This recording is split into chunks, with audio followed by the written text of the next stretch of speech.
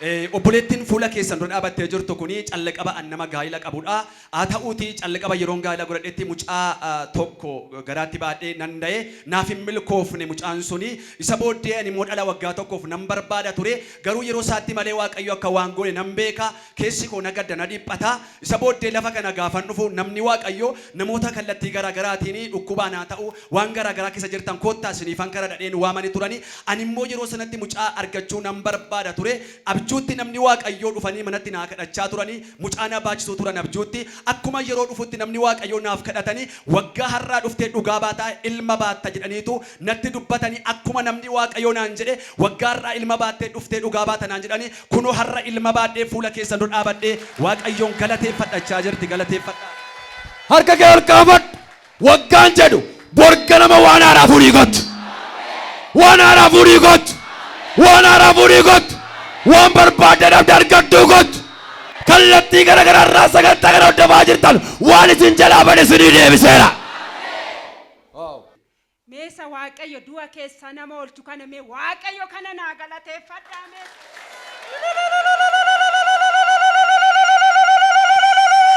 Harka ol kaasi waan raaja mana kee irratti jireenya kee irratti ergamaan du'aa rukutameera rukutameera rukutameera rukutameera.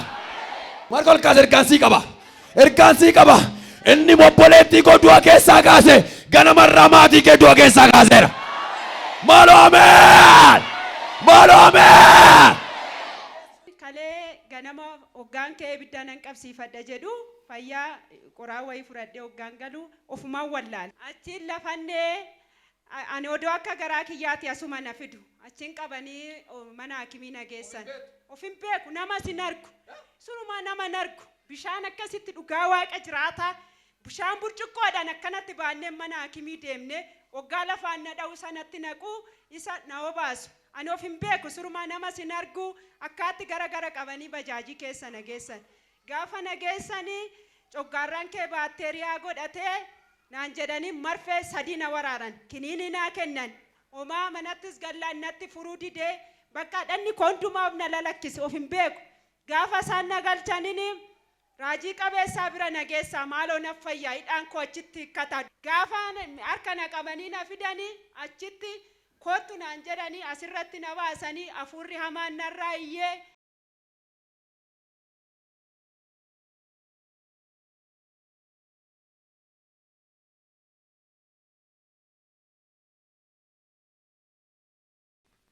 Maal gochuudhaaf?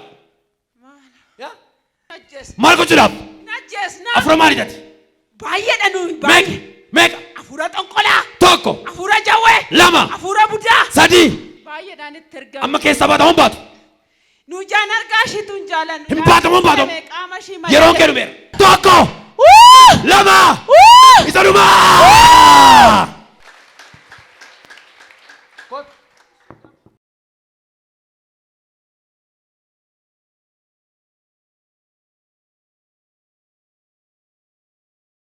Nagante. Eeyutaman. Har'a Waaqayyo mana kee irraa waa hiikaa. Galees ijoollee koo eebba guddaan argaddaa daa'imti koos fayyaa argatte anis fayyaan argadde. Harka kee ol kaasi. Waaqayyo gadda kee gammachuutti jijjiireera. Gadda kee gammachuutti jijjiireera. Wow. Eeshi. Tole obboleettiin fuula keessan dura jirtu kuni Waaqayyo kadhataa lafa kanaatii fi kadhata nama Waaqayyootiin waan baay'ee Waaqayyo na oolchechaa jirti. Isa keessaa ani yeroo baay'ee nama gaa'ila qabudha. Gaa'ila dhaabbadhee abbaa manaa kiyya wajjin iddoo tokko hin turre. Garuu haa ta'uutii akka gaa'ila koo sun diigamu mormii garaagaraatu natti ka'aa ture. Ani immoo gaa'ila koo sana diiguudhaaf fedhan qabu ture. Haa ta'uutii guyyaa tokko gaafanii xalayaa gaa'ilaa fudhadhee mana murtii dhaqee waan tokko barreeffachuu gaafan dhaqu namni dhimma kana raawwatullee akkanan gaa'ila kana hin diigne gaa'ila diiguu kan barbaadu seexana akka ta'e natti dubbataa ture.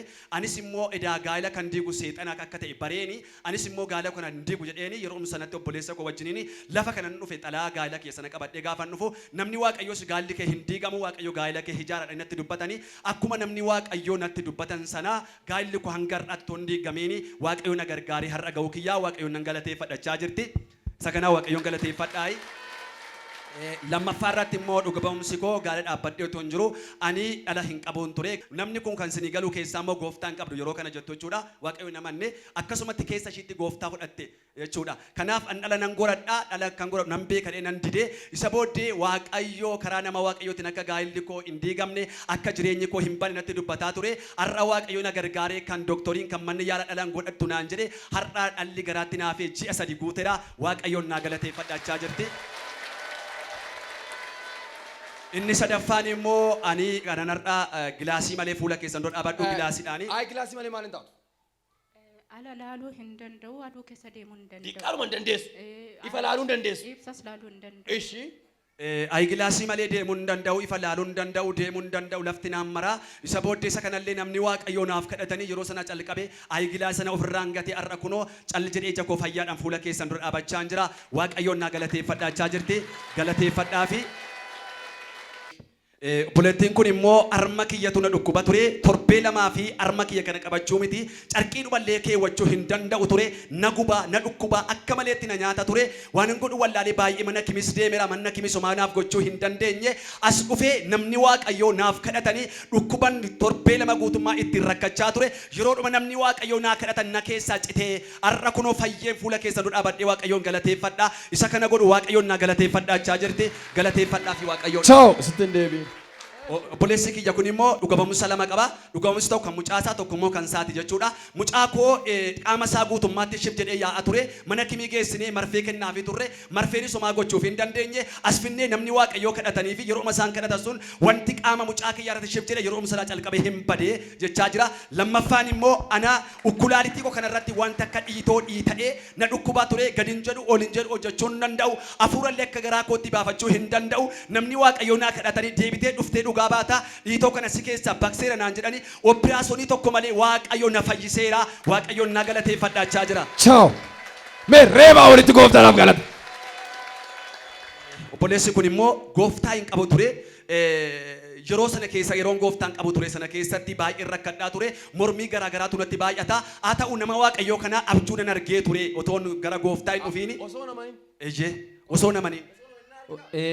Isa booddee gaafa nabjuudhaan argu kara waldaa kana dhaqee namni waaqayyoo kun inni nabjuudhaan arge kun inni nabjuun natti mul'ate kun yoonaa kadhate mormii nama keessa jiru rakkinni keessa jiru kana keessa waaqayyoo na baasadhee murteeffadheen dhufe isa booddee akkuma murteeffadhee dhufetti namni waaqayyoo gaafa sitti lubbuu haaraadhanii waamanii harka koo kara gooftatti nan kaafadhee waaqayyoo nan amane yeroo naa kadhata yeroo sanatti waaqayyoo ergaa naa fide boolli qotameera garuu si oolcha waaqayyoo deebitee dhuftee dhugaa baatadha namni waaqayyoo natti dubbatanii ani haaraadha waan ta'eef amin jedheetan nan galee isa booddee obboleewwan kiyya lafa qotuu turanii obboleessi koonni tokko nama wajjin walitti bu'eetu hojii dhiisee hin deeme anaaf immoo farda naaf hin dafi bakka hojii dhaqinaan jedhanii bakka hojii sana hojjedhee kara manaatti otoo hin deemaa jiru fardi otuma nagaa yaabbachaa jiru allayyaa gadi fagoo namni jiraan keessa ba'uu hin dandeenye naanu taale isa booddee farduu hin baaseedhee yaadne ture ani garuu wanti tokko otoo nan tuqii madaan tokko otoo narratti mul'atin dhiigni koo otoo dhangala'in waaqayyo qiliilee keessatti na oolchee waaqayyoon na galateeffadhaa jira. Mee sagalee guddaadhaan waaqayyo oolchaadha jedha. Obboleessi kun immoo dhukkuba kintaarotii waggaa tokko guutummaa rakkachaa ture. Mallattoon inni irratti agarsiisaa ture gaafa hin gattaa'u karaa geessuma gootiin nagubaa halkan yeroo hundumaa ciisan qabu naguba na nyaata baay'ee rakkachaa ture. Isa booddee namni waaqayyo sitti naa kadhate dhukkubni waggaa tokko guutummaa nagubee rakkachaa ture yeroodhuma sana keessaa badee waaqayyoon na galateeffadhaa jira.